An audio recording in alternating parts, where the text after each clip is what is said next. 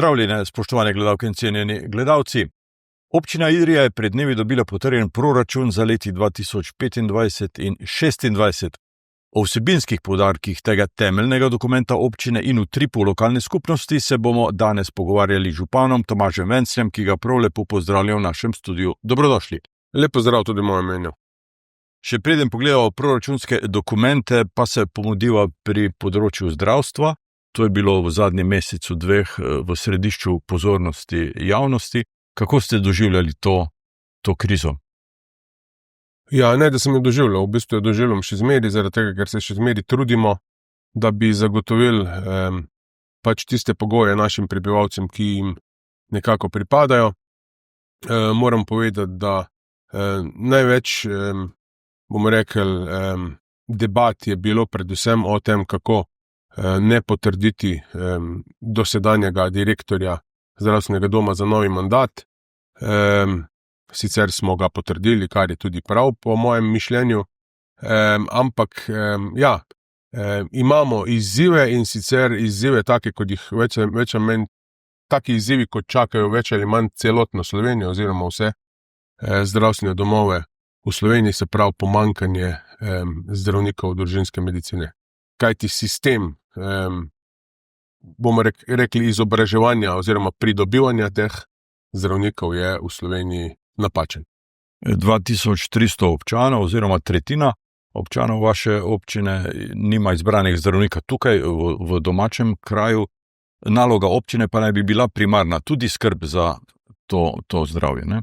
Ja, definitivno je skrb občine, odgovoren občini je župan. Vedeti moramo, da smo se v zadnjih letih zelo trudili, da smo pridobili kar nekaj specializantov. Trenutno jih je 7, tako da vidimo luč na koncu tunela, za katero upamo, da ni prihajajoči vlak, ampak se pravi, v nekaj letih naj bi bilo število zdravnikov družinske medicine v idrijskem zdravstvenem domu pravčne, se pravi tako, kakršno potrebujemo.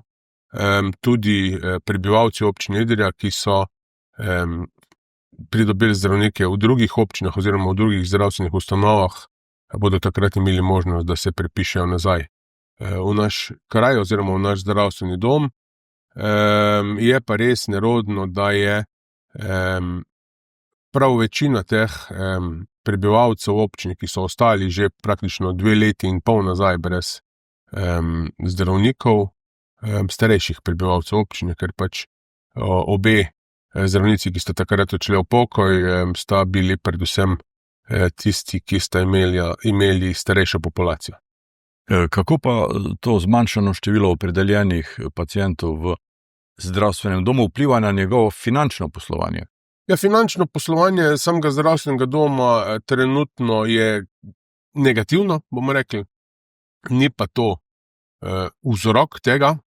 Vzrok tega je predvsem to, da se zdravstveni dom trudi pridobivati tudi, bomo rekli, zdravnike za urgentno službo, se pravi za nujno medicinsko pomoč, kjer pa je potrebno na trgu izboriti, bomo rekli, zdravnike, in ti zdravniki imajo malce višje pogodbe kot redno zaposleni.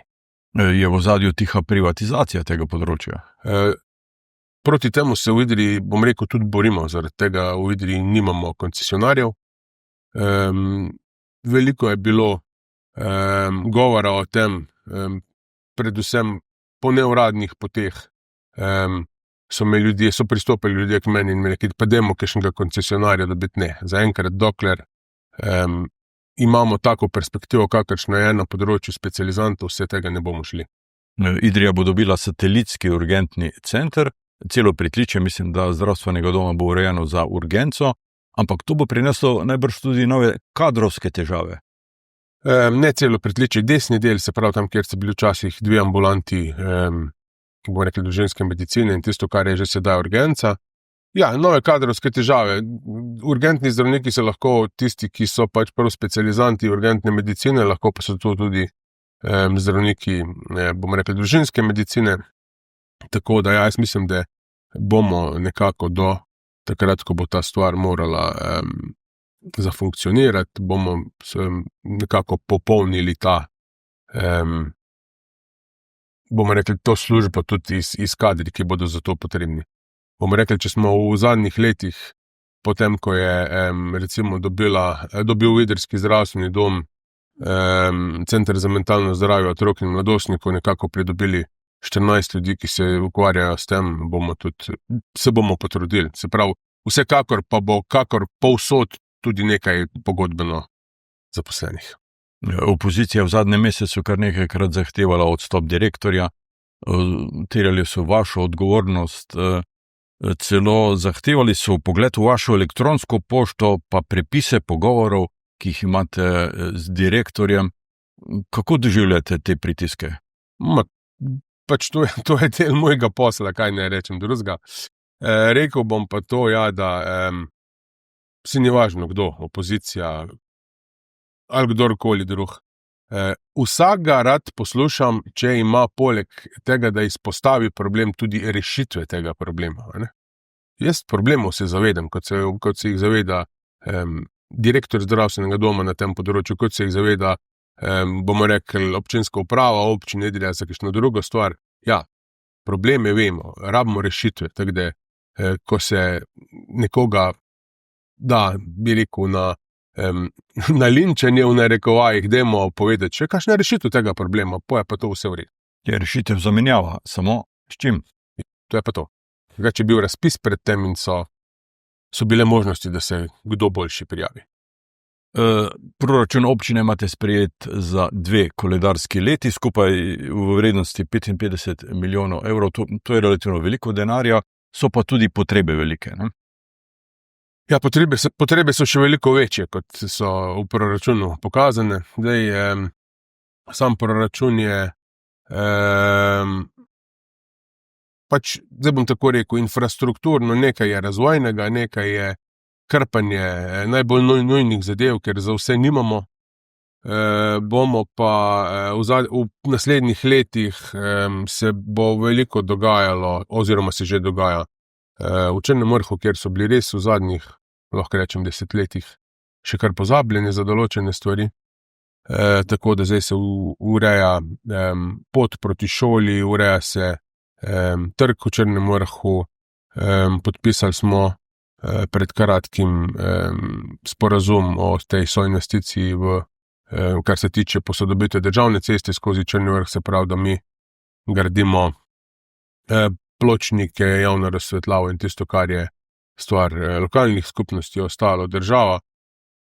Potem pa je cel kup potreb takšnih in drugačnih, od tega, da moramo ta satelitski urgentni center v zdravstvenem domu narediti, za kar sicer dobimo denar od države, ampak seveda v proračun in potem z proračuna naprej.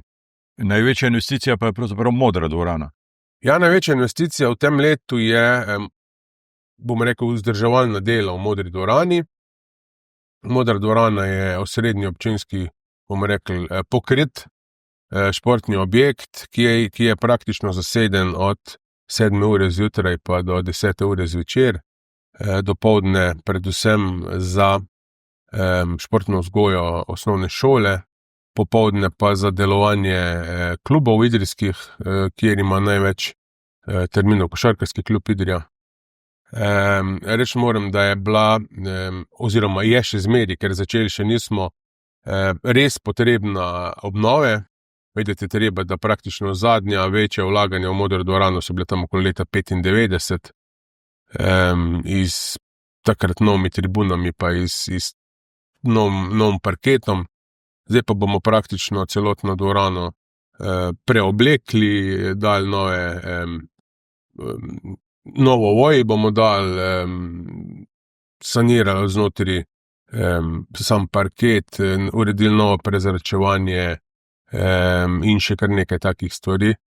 To pa naj bi stalo dobra 2 milijona oziroma nekaj več kot 2 milijona 100 evrov z davkom na dodano vrednost.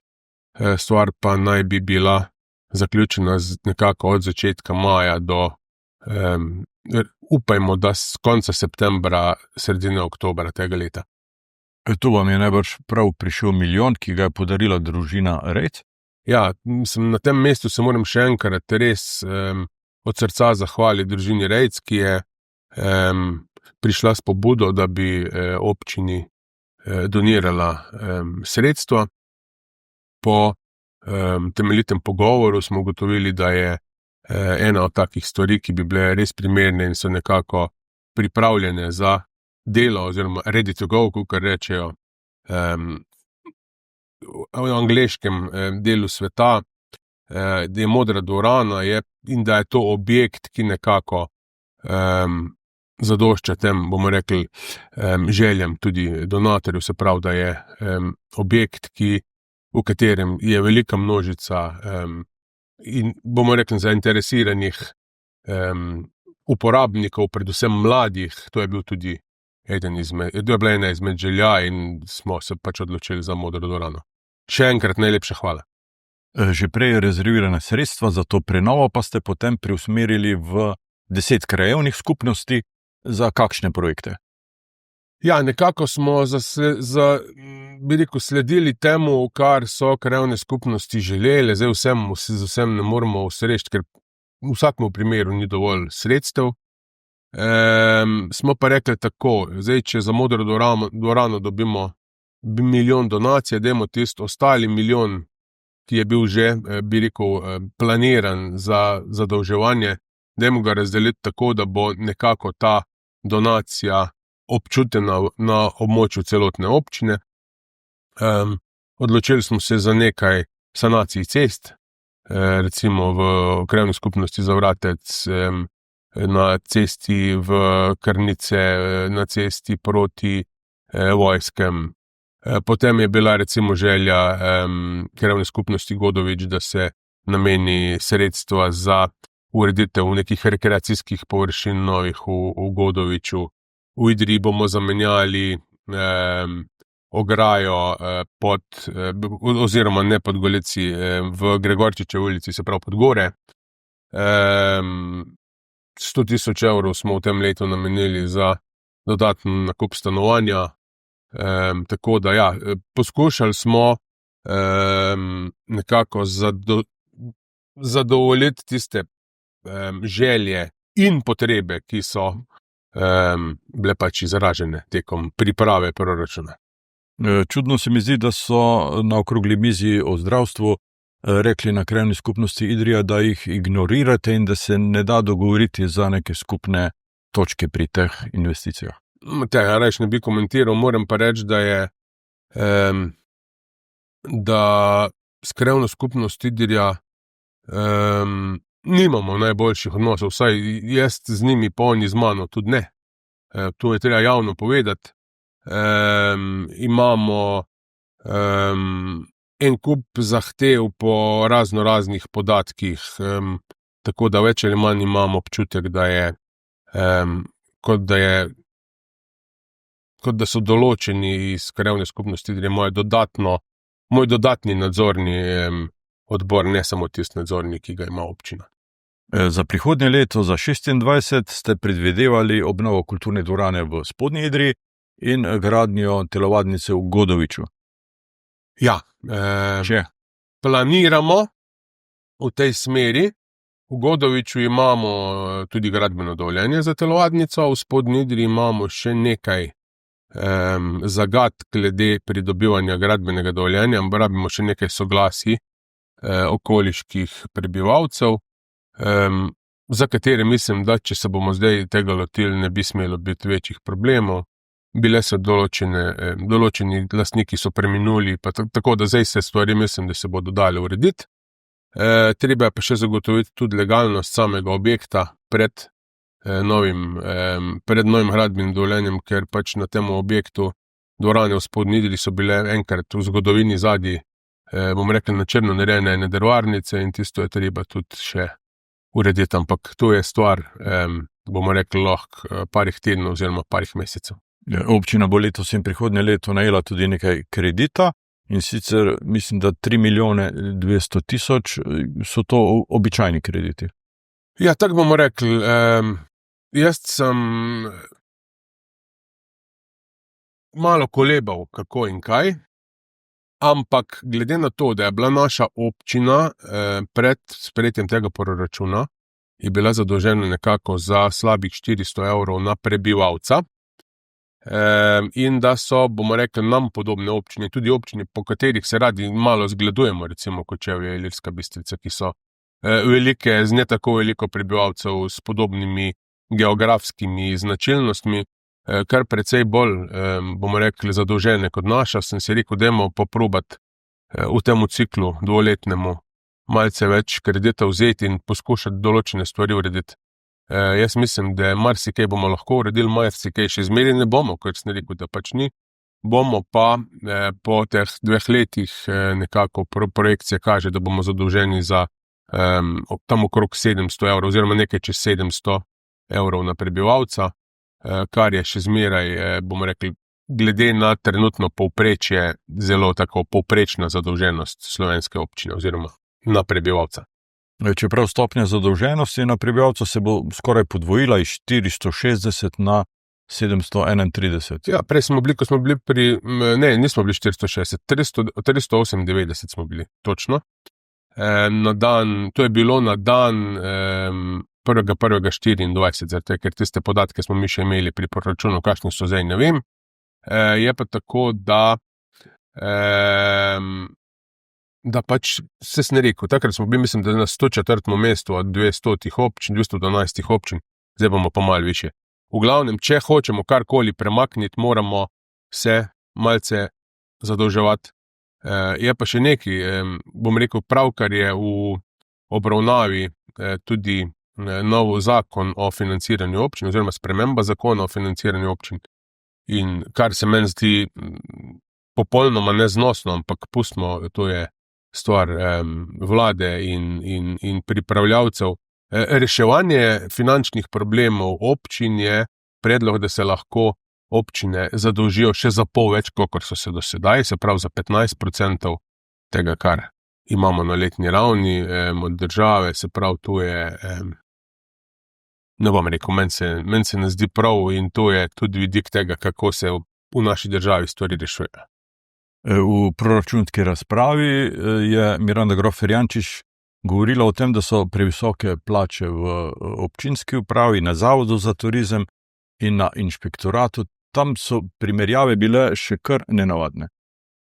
Bom rekel, malce imamo rezerve, je pa treba vedeti, da imamo letos 2 odhoda v penzijo, pa so tam odpravnine, pa imamo še kakšen drug tak izdatek, ki bo tudi, v bistvu, pa plače so se dvignile tudi, ne, to je tudi prva stvar, ki je bila, ni pa tam nekih groznega premika v plus, tako da ja, je pa Miranda vsekakor strokovnjakinja in je tam malenkosten presežek takoj videla. Dvignila se je tudi plača županom, tudi vam. Ob tem dvigu pa so se dvignile tudi sejnine občinskim svetnikom in to sicer ni sočasno hkrati v polni vrednosti, ampak mislim, da v 3 letih, v 6 korakih. Nekako tako. Vem samo to, da županom se nam na koncu po teh 3 letih praktično plače dvignejo nekako za 50%. Jaz nikoli nisem skrival, koliko je moja plača, recimo moja neto plača mesečna je tam okrog 2400-2450, je bila do zdaj bo po tem prvem dvigu enih 100 evrov višji. Tako da pač skozi to proceduro dvigovanja plač v javnem sektorju smo prišli tudi funkcionarji do zvišanja, oziroma župani in podžupani in direktorji občinskih uprav, ker recimo drugi funkcionarji nekateri imajo kar porihtane zadeve. Ja, mogoče je malo znano v javnosti, da tudi občinski svetniki dobijo sejnino in sicer sedaj dobi občinski svetnik 108 evrov za eno sejo, predsednik komisije 120, član odbora 80, član nadzornega odbora 109, predsednik krajevne skupnosti 70, član sveta krajevne skupnosti 35 evrov.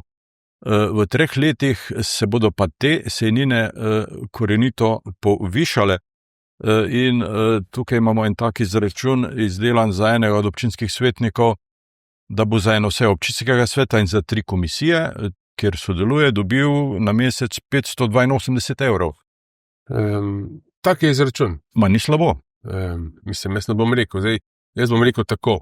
Jaz sem bil kar nekaj časa občinski svetnik in če hočeš vse tisto, kar je treba obdelati, res obdelati tako, kot se zagre, kar nekaj delovnih dni lahko porabiš za to, oziroma kar mnogo ur sedenja za gradivom. Vidite, pa treba, da zatvorno delovanje je treba imeti pa stvari naštudirane drugače. Pa ne morem pa reči, da trenutno imamo v Idriji napram nekaterim drugim občinam zelo nizke same sejnine, tako da nominalno se bodo zvišali procenti glede na ostalo, se pa ne bodo. Je pa res, da nekateri svetniki, občinski svetniki mučijo. Ja, to je pa... Imajo pravico tudi molčati. Imajo pravico tudi molčati. Stanovanja za mlade. Natalija Kovač je opozarjala, da se je projekt predelave dijaškega doma nekako zataknil. Kje se? Ja, zataknil se je pri sredstvih. Imamo gradbeno dovoljenje, vendar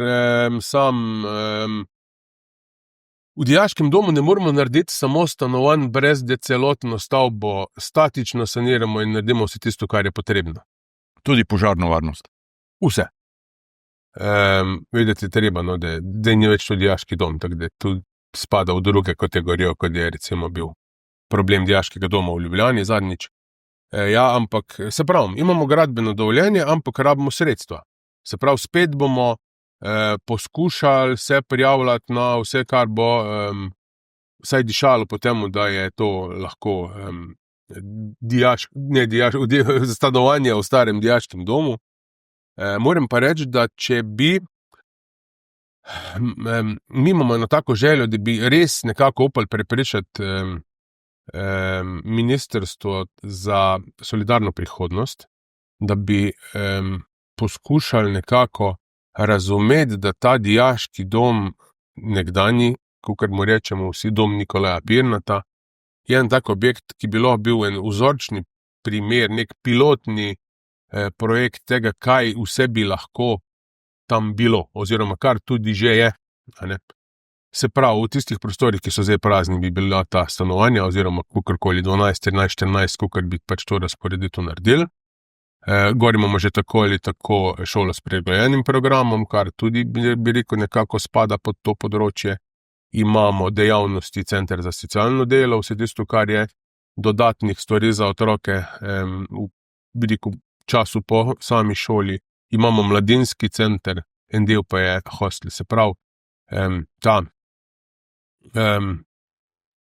solidarna je nekako prihodnost in nekako zakoreninjena v tem objektu, kako pa sestaviti zadevo, ker trenutno je bil odgovor, da lahko dobimo sredstva za stanovanja, če se bomo za to odločili, oziroma če bomo dobili to na razpisu.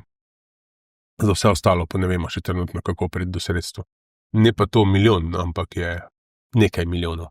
Na področju otroškega varstva so bili predvsem starši prejšnji mesec zaskrbljeni zaradi radona.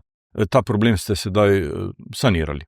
Ja, moram reči, da v tem primeru so pa novinarji prišli do teh podatkov pol leta, bom rekel prekasno, glede na tisto, kar se je dogajalo.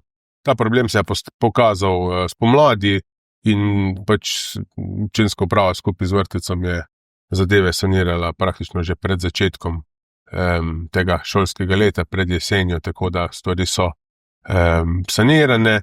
Zavedati se je pa treba, da pač naši kraji so taki, da imajo veliko radona in da potrebujejo objekti sisteme, predvsem pa dobro vzdrževane sisteme, ki skrbijo za to, da so prostori tako prezračni, da ne pride do prevelikih koncentracij radona. Sedaj ste kupili tudi merilnike, tako da bodo lahko sami merili vsak dan.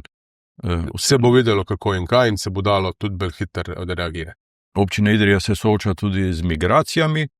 10% prebivalcev bi lahko dali v skupino, da so priseljenci.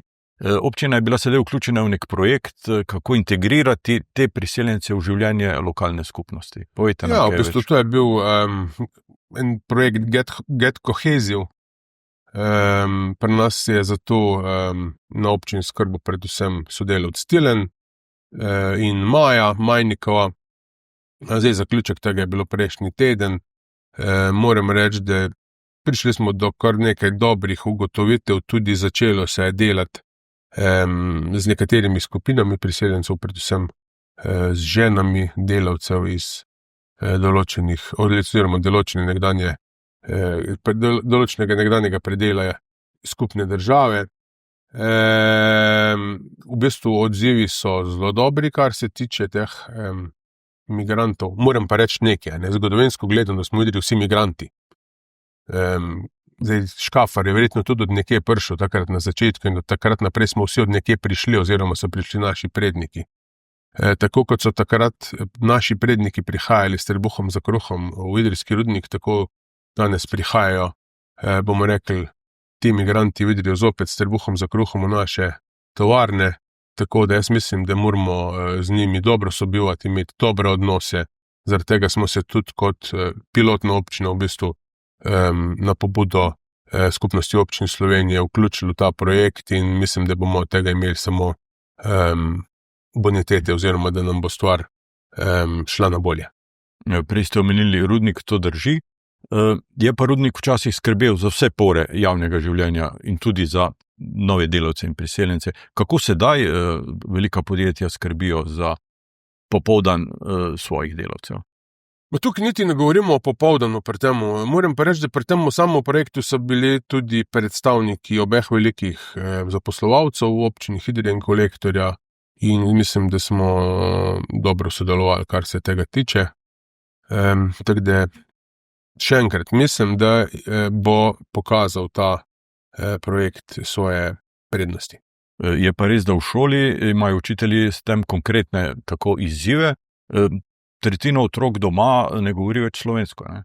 Ja, to je res. Je pa treba reči, da tudi en poudarek tega projekta je bil ta, da rabimo občine, šole, zdravstveni domovi, neke kulturne mediatorje, ki bi predvsem nekako znali jezike neslovanskih korenin, bomo rekli, in bi pomagali pri integraciji, ker velik problem je res so predvsem ti otroci in ženske iz teh območij, ki nekako niso slovanski jeziki in njihova, bomo rekli, integracija je ravno zaradi tega zelo težka. Vedite pa treba, da te matere teh otrok, recimo, imajo kar veliko problemov s tem, da niti ne morejo hoditi v službo zaradi tega, ker so njihovi starši, njihovi možje, zaposleni celodnevno, nekdo mora poskrbeti za majhne otroke in tako naprej. Marsikaj se je skristaliziralo skozi te debate, kakšna taka trditev, ki nam je vsem bila, bomo rekli, zakaj pa tega ne, smo zdaj ugotovili, zakaj se kaj tudi ne da v bistvu. Področje Ute je še vedno nepozidano, makadamsko parkirišče, slabo urejeno v glavnem. Jaz to obljubim, da tekom tega leta se bo tam marsikaj uredilo. Zdaj ja, bo to od občine ali ne, tu ne morem reči. Delali bomo na temu, ampak jaz mislim, da predvsem je pomembno, da bo področje urejeno, zdaj pa v čigavi lasti bo to pa ne vem. Moram pa reči, da kdorkoli je lastnik Ute ali bo lastnik Ute, mu je zapovedan občinski podrobni prostorski načrt, se pravi OPPN po kratkem, ki bo moral biti sprejet tudi na občini oziroma na občinskem svetu, tako da bi tam kar nekaj zraslo enkrat, se ne more zgoditi, to je treba imeti jasno predstavo. Vedeti pa treba, da trenutno je samo področje Ute nezazidljivo, zaradi tega, ker ni poplavno varno in je treba najprej vložiti veliko denarja, da bo to zazidljivo in potem bo kdorkoli lahko tam tudi gradil. In mislim, da Jaz bom rekel tako, da pri teh cenah, o katerih bomo govorili, ob možnosti nakupa občine, se moramo pogovarjati tudi o tem, da kdo bo tisti, ki bo investiral v poplavno varnost in potem tam gradil in kakšni bodo že deleži in tako naprej. Govorili ste tudi o plačljivem parkirišču tam pred zdravstvenim domom. Tako. Se bo to uresničilo? Jaz mislim, da ja. Če ne letos jeseni, pa začetek drugega leta. Sicer z političnega vidika pravijo tisti, ki se o tem bolj razmišljajo, ni pravilno, zaradi tega, ker bom zadnje leto pred naslednjimi volitvami uvedel nekaj, kar bo ljudi bolelo, ampak jaz od tega ne bom odstopil. V Idriji je treba predvsem, bom rekel, ta sistem parkiranja spremeniti. Sam ta elaborat, bom rekel, oziroma zasnova tega je v zaključni fazi priprave, tako da mislim, da pred poletjem bomo stvar tudi nekako javno razgrnili, da se bo o tem govorilo. Vedeti je pa treba, da te, ki so že začela pred zdravstvenim domu, kakršenkoli sistem bo tam tak, da vsaj 2 uri se bo dalo parkirati brezplačno. Se pravi, da če bo nekdo prišel k zdravniku, bo to lahko opravil brez dodatnih stroškov. Na seji sveta občine ste omenili, da je pripravljen Špar oddati eno nadstropje garažne hiše v najem. Do tega smo prišli, zdaj pa je treba skupnimi močmi dobiti upravljavca tega parkirišča, ki bo poleg tega, da bo postal sistem pristopov, se pravi vhodov in izhodov, tudi tisti, ki bo, bomo rekli, za to skrbel in tudi nekako obračunaval najemnikom parkirna mesta na mesečni ravni. Je pa bilo, vsaj kar se tiče v pogovorih, rečeno nekako tako, da bi bila cena mesečnega najema parkirnega mesta v drugem nadstropju parkirne hiše nekako okrog 60 evrov. To se pravi, je okrog 2 evra na dan. V končni fazi bomo rekli, še če nekdo, ki pride v službo v center mesta, hoče imeti avto pod streho, v dežju ali v soncu, to v končni fazi ni tako ogromen strošek. To je ugodna rešitev.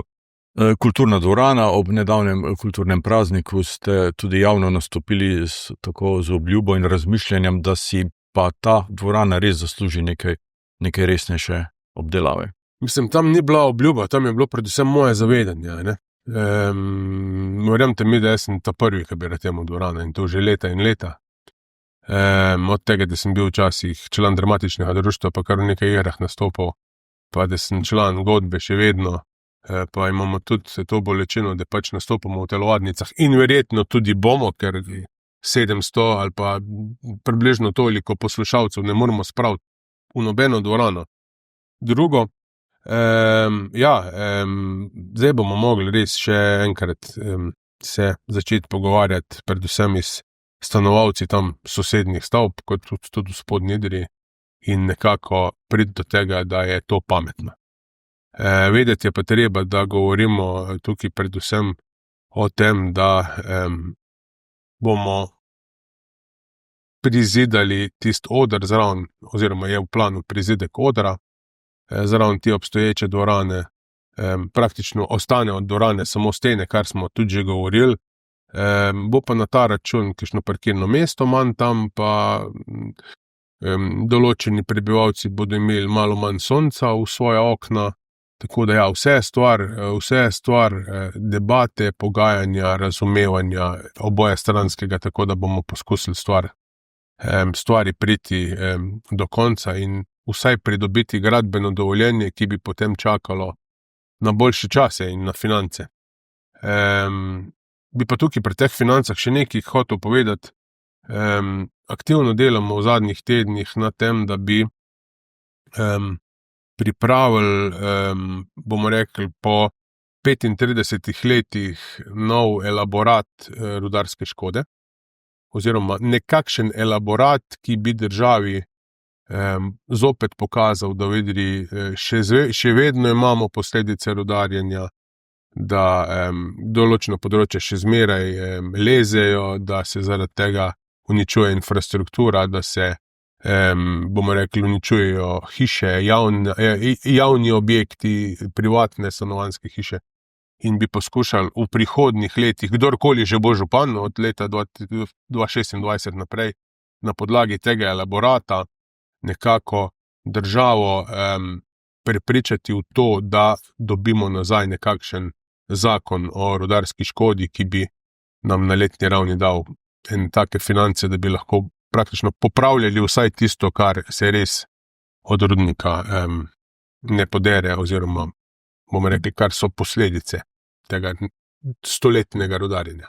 Nogometno igrišče čaka na razsvetljavo in na umetno travo ter na novo pristajališče za helikopterje. Ja.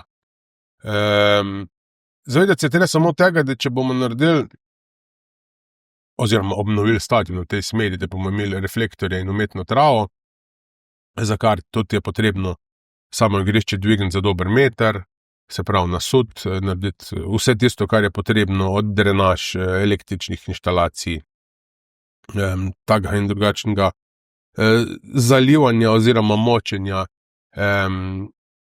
Se pravi, tam se ne bo dalo več s helikopterjem pristajati, zaradi tega, ker helikopter vse svojo močjo zračnih mas lahko to umetno travo privzdigne in bomo imeli potem zopet velik problem in velike stroške, tako da kar se tega tiče, nekako imamo lokacijo, kjer bi se pristajališče lahko uredilo.